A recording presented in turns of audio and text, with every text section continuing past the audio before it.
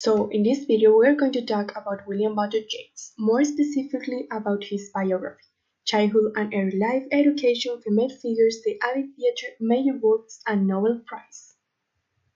He was born on 13 June 1865 in Dublin, Ireland. His father was John Butler Yeats, a well-known painter, and his mother was Susan Mary Pospolen. As he was born and educated in Dublin, his literature was inspired by the rich Irish folklore.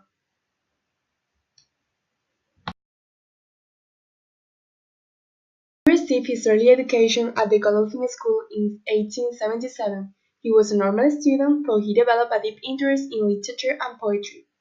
He continued studying at Dublin Erasmus High School, and it was during that time when he began writing seriously.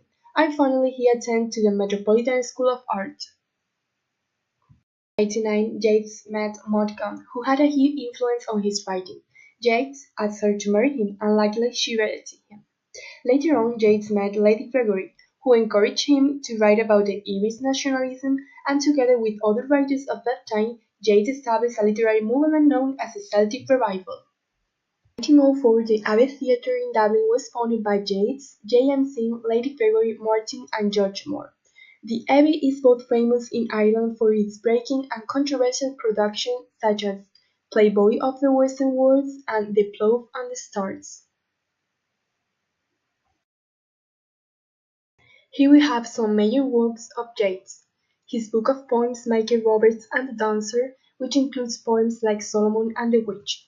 His short play The Resurrection describes a discussion among three men who are among the first to meet the resurrected Christ. What is more, a vision is one of his most celebrated works.